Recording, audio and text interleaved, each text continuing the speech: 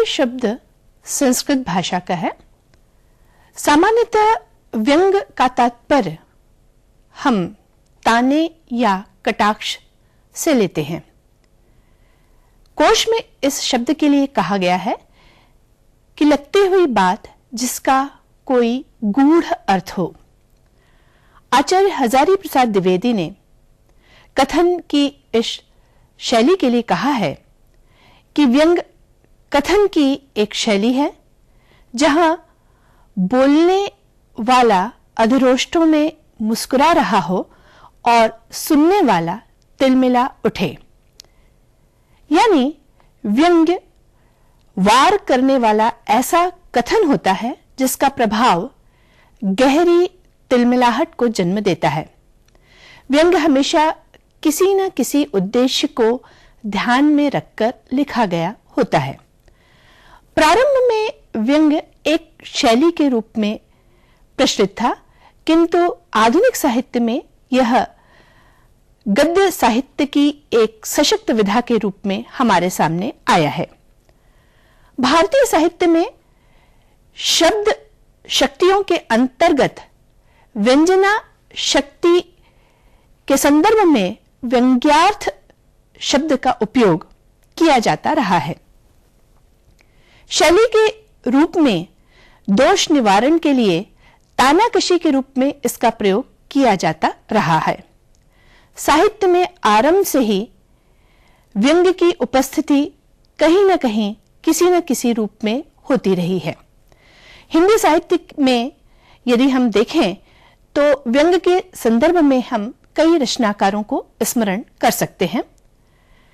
हम यदि कबीर का उल्लेख करें तो हमें देखेंगे कि उन्होंने धार्मिक आडंबरों के खिलाफ, सामाजिक विषमताओं के खिलाफ, बुराइयों के खिलाफ जब भी कभी कुछ कहा है तो व्यंग्य का ही सहारा लिया है।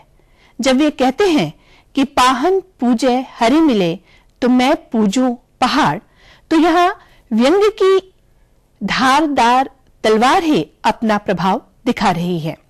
कबीर की रचनाओं में ऐसे व्यंग्य गहरी तिलमिलाहट को जन्म देते हैं।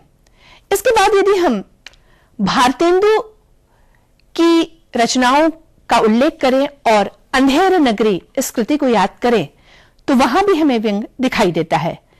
अंधेर नगरी चौपट राजा, टकासेर भाजी टकासेर खाजा। इसमें व्यक्त व्यंग्य सामाजिक राजनीतिक विषमताओं, विद्रूपताओं के साथ जुड़ा हुआ है और इसके साथ ही साथ वह राष्ट्रीयता से हमें राष्ट्रीयता के सूत्र से जोड़ने का कार्य भी करता है।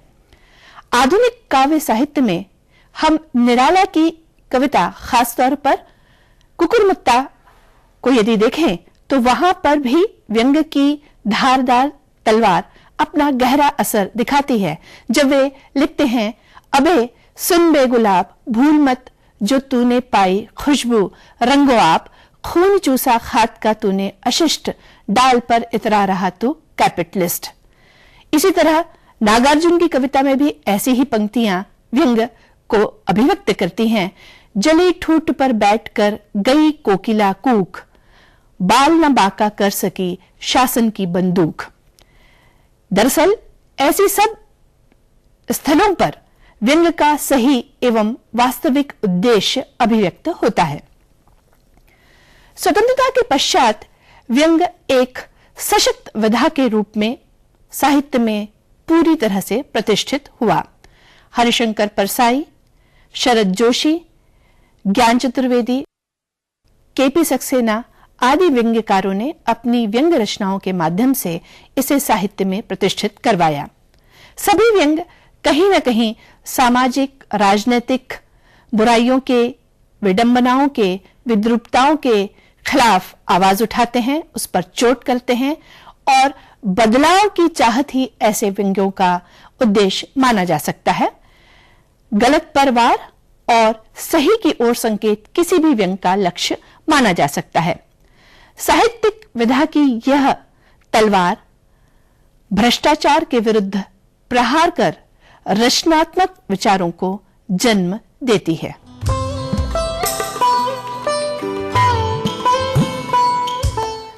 विधा के अंतर्गत मकड़ी का जाला पाठ प्रोफेसर राम प्रकाश सक्सेना के व्यंग संग्रह का एक व्यंग है।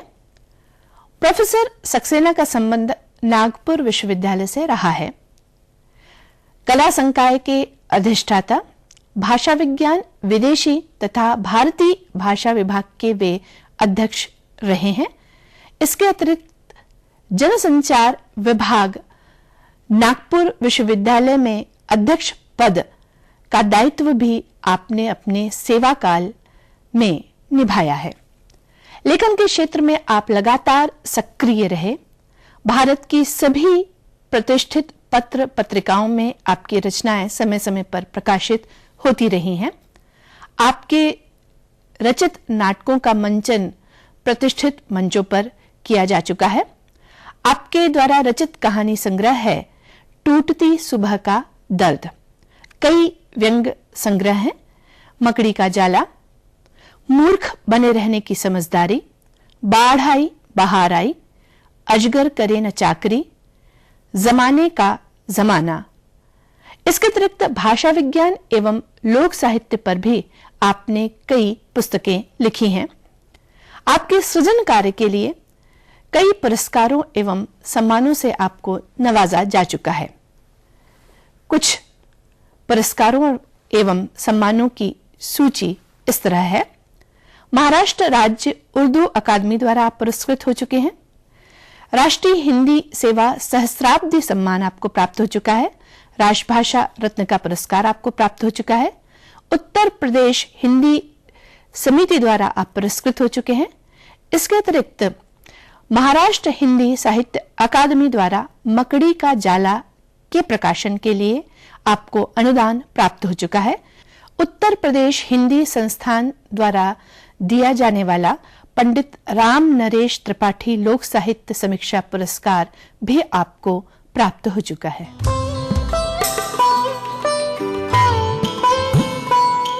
व्यंग दरअसल ऐसी विधा है जिसमें विषय से जुड़े गहन विचारों को समझाने की आवश्यकता नहीं होती। व्यंग के कथ्य की विशेषता भी यही होती है और ताकत भी यही होती है कि पढ़ने या सुनने पर वह अभीष्ट अर्थ को व्यक्त कर स्वमेव गहरा प्रभाव पैदा करती है।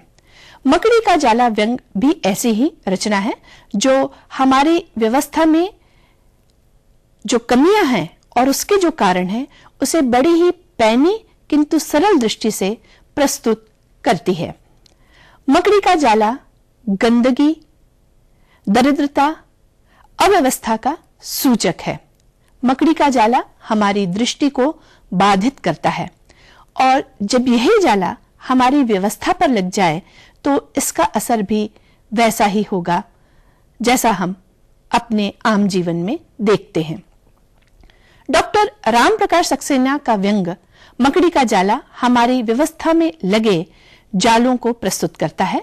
यह जाले हैं भ्रष्टाचार के अन्य रूपों के, मक्कारी के, कामचोरी के, रिश्वतखोरी के। सर्वाइकल स्पॉन्डिलाइटिस का एक मरीज जो कि स्वयं लेखक हैं, मेडिकल कॉलेज में भर्ती होते हैं। वहां लेखक ये चाहते हैं कि उनके बेड की रॉड पर लगा हुआ मकड़ी का जाला हटा दिया जाए। वे निवेदन करते हैं, अनुरोध करते हैं, एक जायज सी मांग करते हैं मकड़ी के जाले को हटाने की।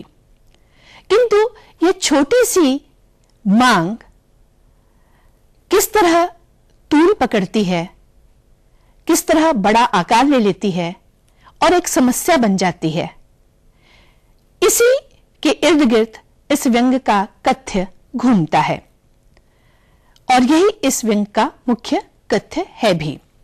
किंतु मजेदार बात यह है कि जाला साफ करने की बात जो कि एक समस्या बन चुकी होती है, इस व्यंग के अंत तक उस समस्या का कोई समाधान नहीं मिल पाता है और समस्या जस की तस बनी रहती है। इसी समस्या को एक छोटी सी बात के विकराल रूप लेने को लेखक ने अपने व्यंग में बखूबी चित्रित किया है और व्यंग की सहज और सरल शैली में उसे प्रस्तुत किया है।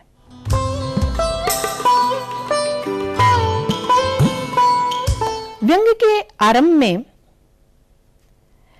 मरीज अर्थात लेखक जो कि सर्वाइकल स्पॉन्डिलाइटिस के मरीज हैं और जिन्हें हिलने डुलने की इजाजत भी नहीं है, वे एक नर्स से कहते हैं कि बेड की रॉड पर लगे मकड़ी के जाले को वह निकाल दे।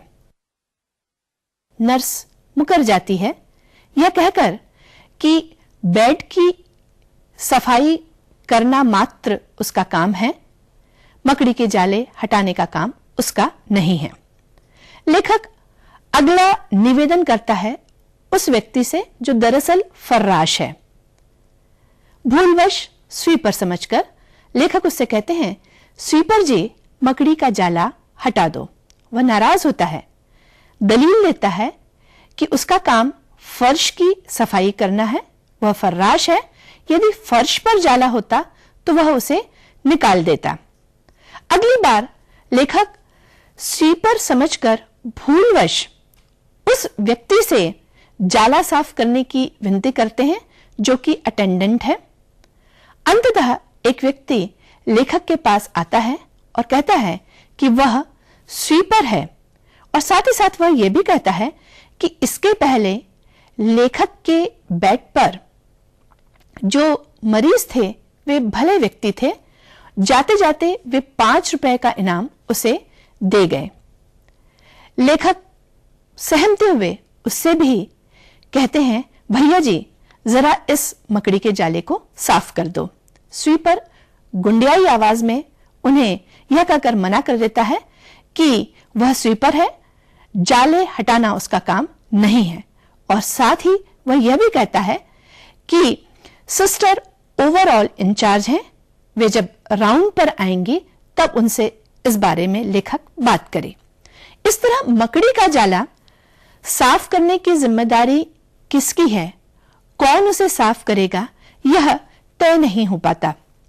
लेखक के पत्रकार मित्र के जरिए यह बात समाचार पत्रों तक पहुंचती है और खबर छपती है कि हमारे प्रजातंत्र की नौकरशाही में मकड़ी के जाले लग गए हैं।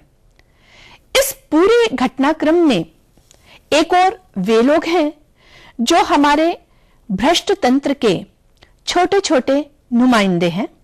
मक्कारी और कामचोरी के भ्रष्टाचार से ग्रसित ये लोग हमारे तंत्र को, हमारी व्यवस्था को कमजोर बना रहे हैं और ये हमारे बीच के ही लोग हैं। वहीं दूसरी ओर लेखक ने समाचार पत्रों की नैतिकता पर भी अपने व्यंग में एक निशाना साधा है। व्यंग के अगले भाग में अस्पताल का प्रशासन सामने आता है। सुपरिंटेंडेंट की मीटिंग में हाउस सर्जन का यह कहना कि यह बेड हमारी यूनिट का नहीं है जिस बेड पर मकड़ी का जाला लगा है। जवाबदेही या जिम्मेदारी से बचने बचाने का यह प्रचलित और समझदार तरीका है। शासन प्रशासन में छोटा हो या बड़ा इस समझदारी का पूरा फायदा उठाता है। अस्पताल से निकलकर यह बात विधानसभा तक पहुंच जाती है और वहां बहस का विषय बन जाती है। मुद्दों को उछालने के, उन्हें तूल देने के विरोधियों के तथाकथित तरीके होते हैं। ठीक उसी तरह सत्ता पक्ष के बचने बचाने के भी अपने तथाकथित तरीके होते हैं। दौरा, निरीक्षण, मीटिंग, बैठक, सुझाव, फाइल, चिंता, विचार विमर्श आदि हमारी प्रशासनिक व्यवस्था के वे शब्द हैं जो अपने दुरुपयोग के कारण दिन पर दिन अर्थहीन होते जा रहे हैं। किसी भी समस्या का समाधान इन शब्दों के बीच उलझकर दम तोड़ देता है। मकड़ी का जाला हटाने की घटना का निरीक्षण करने स्वास्थ्य मंत्री मेडिकल कॉलेज का दौरा करेंगे, यह तय होता है। वहीं अस्पताल के सुपरिंटेंडेंट महोदय चिंतित होकर बैठक में यह घोषणा करते हैं कि मकड़ी का जाला वे ही साफ कर देंगे। बस चमचों की चापलूसी और अवसरवादी सोच से लिपे पुते चेहरे एक के बाद एक सामने आने लगते हैं। सुपरिंटेंडेंट का जूनियर कहता है कि मकड़ी का जाला वह साफ कर देगा। नर्स जिसका कि प्रमोशन ड्यू है और जिसका रिकॉर्ड खराब है, जिसे वह सुधारना चाहती है, सोचती है इससे अच्छा और कोई मौका नहीं हो सकता। वह कहती है, प्रस्ताव रखती है कि चूंकि डॉक्टरों को यह कार्य शोभा नहीं देता, इसलिए मकड़ी का जाला वह साफ कर देगी। इस पर एक और जूनियर यह कहता है कि नहीं, मकड़ी का जाला वह साफ करेगा। सुपरिंटेंडेंट महोदय इस जूनियर की मंशा से वाकिफ है। वे जानते हैं कि सुंदर नर्स को प्रभावित करने के लिए जूनियर इस तरह की बात कर रहा है, इसलिए वह प्रस्ताव रखते हैं कि चूंकि सिस्टर निर्मला ने पहले जाला साफ करने की पहल करी है, प्रस्ताव रखा है, इसलिए सिस्टर निर्मल ही जाला साफ करेंगी। बस क्या था, सिस्टर निर्मल झाड़ू लेकर वार्ड पर मकड़ी का जाला साफ करने पहुंच जाती हैं। गहरा कटाक्ष और करारा व्यंग सामने तब आता है जब मरीज यानी कि लेखक जाले हटाने की कवायद किसी भी तरह पूरी करने की मंशा से फर्राश को 2 रुपए देने की बात कहते हैं। खुशी खुशी जाला निकालने के लिए फर्राश तैयार हो जाता है। और तो और जिस जाले को साफ करने के लिए अभी तक कोई भी तैयार नहीं था, उस मकड़ी के जाले को हटाने के लिए, साफ करने के लिए लोगों में होड़ लग जाती है। क्यों? क्योंकि यहां जाले साफ करने का संबंध सीधे रुपए से जुड़ चुका है। स्वीपर आगे आता है यह कहकर कि मकड़ी का जाला वह साफ करेगा। स्वीपर और फर्राश के बीच एक तरह की उलझन पैदा होती है, वे आपस में उलझ पड़ते हैं। अटेंडेंट मौके का फायदा उठाकर लेखक से कहता है कि वह 1 ही रुपए में मकड़ी का जाला साफ कर देगा, और यह कहते हुए वह मकड़ी का जाला साफ कर देता है। इस पूरे हंगामे से जुड़ी कार्यवाही के लिए सुपरिंटेंडेंट को एक बार फिर से मीटिंग बुलानी पड़ती है। तभी उन्हें स्वास्थ्य मंत्री के सचिव का फोन आता है और उन्हें सूचना मिलती है कि कल गांधी सप्ताह में सफाई अभियान के लिए मेडिकल कॉलेज में मरीज के बेड की रॉड पर लगे जाले को साफ करने मंत्री जी अस्पताल पहुंचेंगे। मकड़ी का जाला हटाया जा चुका था। चमचे के सुझावानुसार मेडिकल कॉलेज में यहां वहां लगे ढेर सारे जालों में से एक जाला निकालकर पुनः मरीज के बेड की रॉड पर लगा दिया जाए, और होता भी यही है। एक जाला निकालकर पुनः मरीज के बेड की रॉड पर लगा दिया जाता है। मंत्री जी के आगमन के इंतजार में अस्पताल भी है और जाला भी है। ऐन मौके पर मंत्री महोदय के सचिव का फोन आता है और सूचना मिलती है कि मंत्री के चुनाव क्षेत्र के सूखाग्रस्त इलाके में मुख्यमंत्री महोदय निरीक्षण करने जा रहे हैं, अतः मंत्री महोदय भी उन्हीं के साथ दौरा करेंगे। अगले दौरे के इंतजार में जाला जहां था वहीं रह जाता है।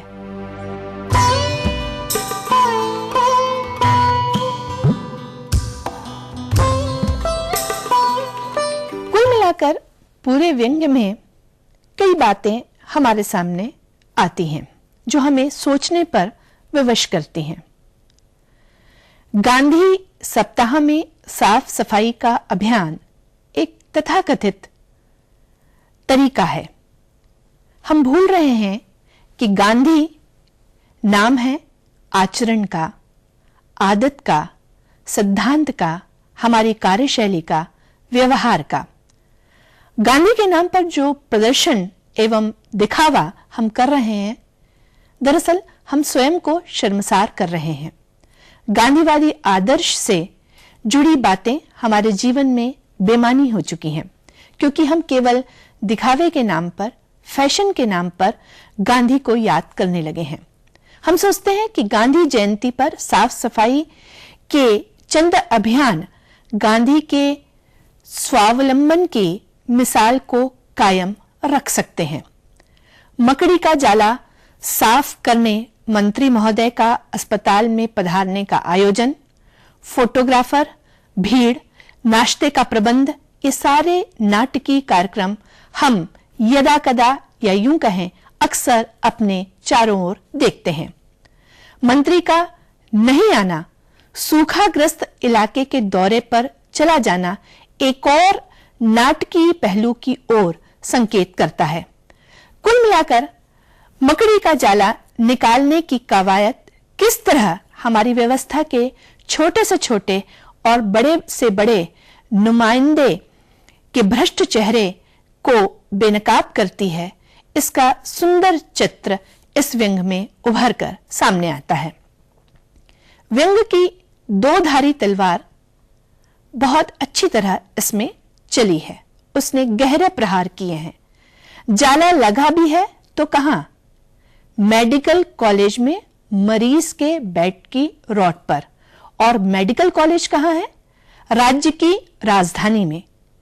स्वीपर, फर्राश, nurse, doctor, house surgeon, superintendent, मंत्री, पत्रकार, विपक्षी नेता, सबके बीच की असलियत, उनके असली चेहरे हमारे सामने आते हैं। दरअसल ये सारे पात्र प्रतीक हैं हमारे खोखले और कमजोर हो चुके तंत्र के।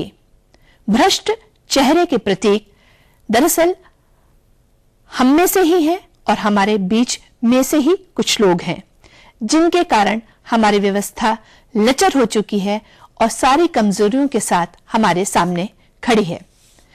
भ्रष्ट आचरण कामचोरी का नाम है।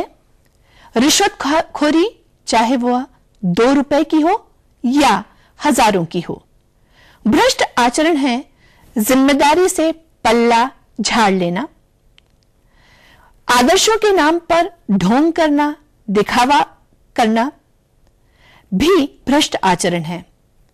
हमारी व्यवस्था की विद्रूपताएं, हमारी कार्यशैली की कमजोरियां, हमारी कमजोरियों को, हमारी विडंबनाओं को, हमारी ताकतों को कमजोर करने वाली हमारी आदतों को बेनकाब करने वाला यह व्यंग है। व्यंग के अनुकूल सरल एवं सहज भाषा है। भाषा में कसावट है क्योंकि वाक्य बहुत ही छोटे छोटे और सरल हैं। यत्र तत्र अंग्रेजी के शब्दों का प्रयोग व्यंग के विषय के अनुकूल है और प्रभाव को उत्पन्न करने के लिए पूर्णतः इस तरह के शब्दों का चयन सही तरीके से किया गया है। कुल मिलाकर अपने आप में यह एक सशक्त व्यंग विधा की रचना है, जिससे पढ़कर हम कुछ देर के लिए अपने मन को गुदगुदाने का भाव तो देते हैं, पर दरअसल हम सोचने को विवश होते हैं कि हमारी ही बनाई हुई व्यवस्थाओं में किस तरह दीमक लगकर धीरे धीरे खोखलापन आता जा रहा है।